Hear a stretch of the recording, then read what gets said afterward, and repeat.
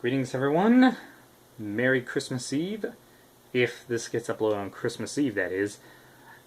But if this gets uploaded on Christmas Day, Merry Christmas, everyone. I figured that since I'm recording this on Christmas Eve, I thought I'd be able to indulge your children with a little something before they go to bed tonight. A very special book here, The Polar Express. I saw the movie, but this is the story the book is based on. So without further ado, kids, gather around the Christmas tree or by the fire, it's totally up to you. Put this video on your television if it's over the fireplace. And let us begin our trip on the Polar Express.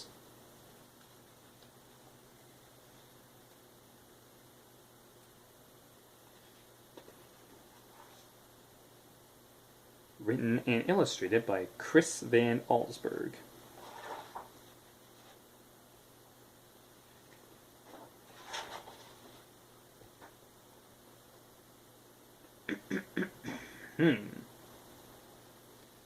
On Christmas Eve, many years ago, I lay quietly in my bed. I did not rustle the sheets. I breathed silently, slowly. I was listening for a sound that a friend told me that I might never hear, a sound that I was afraid I'd never hear. The ringing bells of Santa's sleigh. My friend insisted there is no Santa, but somewhere in sight I knew he was wrong. Late that night, before the clock struck midnight, it stopped at 11:55. I did hear sounds as soon as the clock stopped ticking, but not the sound of ringing bells. It came from outside, the sounds of hissing steam and squeaking metal. Then I felt a rumbling. Everything in my room started shaking. I heard a loud whistle. I looked through my window, and I saw a train standing perfectly still in my front of my house as it came to a grinding stop. It was wrapped in an apron of steam. Snowflakes fell lightly around it. A conductor stood at the open door of one of the passenger cars. He took a large pocket watch from his vest, looked up at my window, and that's when I put my slippers and my robe on. I went downstairs and out the door. As soon as I approached the engine, I heard the conductor shout, "All aboard! All aboard!"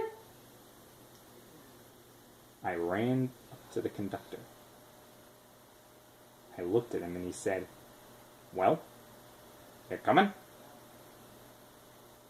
"Where?" I asked. His answer, "Why, to the North Pole, of course! This is the Polar Express!"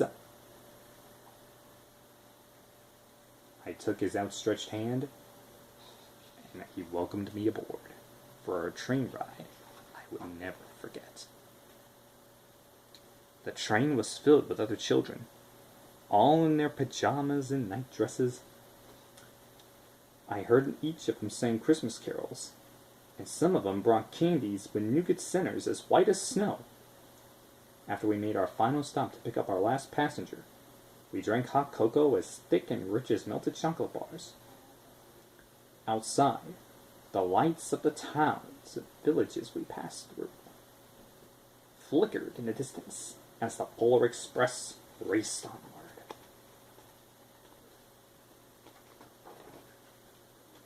Soon there was no more light to be seen. We traveled through the cold, dark forests of the north, where lean wolves roamed and white-tailed rabbits hid from our train as it thundered through the quiet wilderness.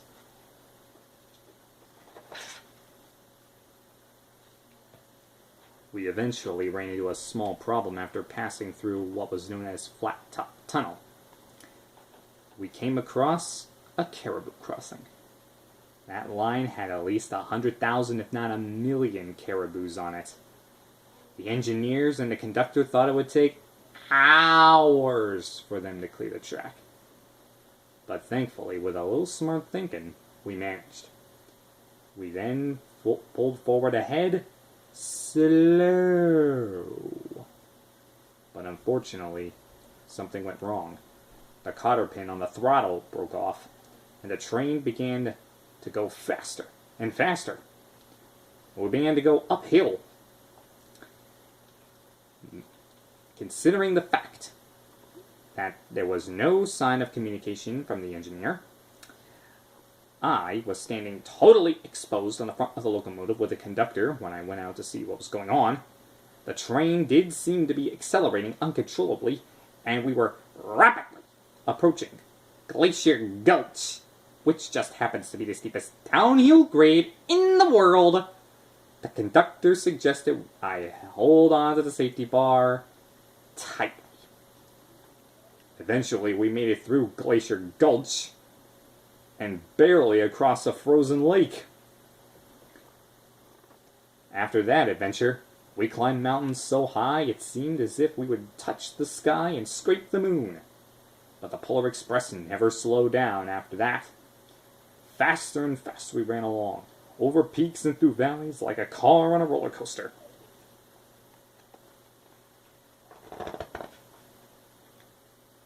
The mountains turned into hills, the hills to snow-covered plains. We crossed the barren desert of ice, the Great Polar Ice Cap, and eventually we crossed it. We crossed into the Arctic Circle, and then we saw lights in the distance. They looked like the lights of a strange ocean liner sailing on the frozen sea, the conductor said. There is the North Pole. The North Pole. It was a huge city standing alone at the very tip-top of the world, filled with factories everywhere, where every Christmas toy was made. However, we didn't see any elves. We asked the conductor, but he said they are gathering in the center of the city. That is where Santa will give the first gift of Christmas. Who gets the first gift of Christmas? We asked. And the conductor answered, he will choose one of you.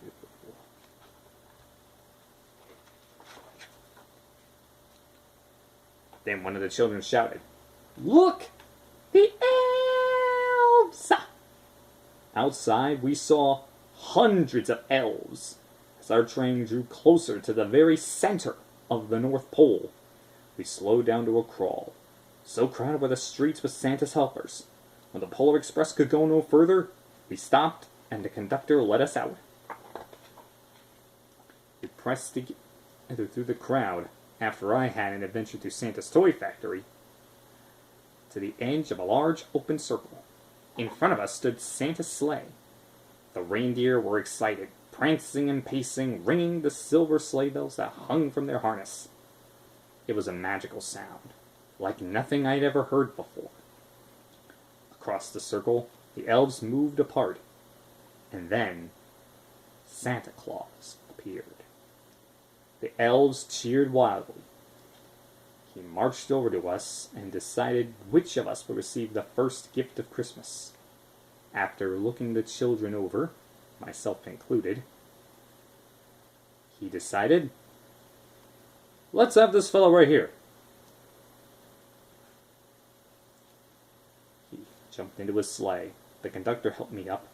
I sat on his knee and he asked, now, what would you like for Christmas? I knew that I could have any gift I could imagine, but a thing I wanted most for Christmas wasn't inside Santa's giant sack. What I wanted more than anything was a silver bell from Santa's sleigh. When I asked, he smiled. He gave me a hug and told an elf to cut a bell from a reindeer's harness. The elf tossed it to Santa, and he stood, holding the bell high above him, and he called out, The first gift of Christmas!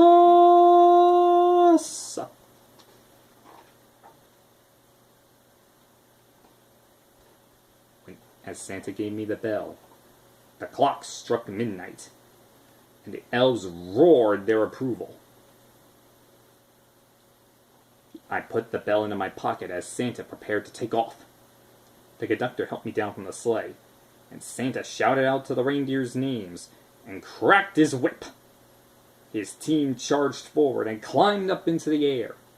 Santa circled once above us, then once again, then from the top of the roof to the top of the wall, he dashed away, they dashed away all, and disappeared into the cold, dark polar sky.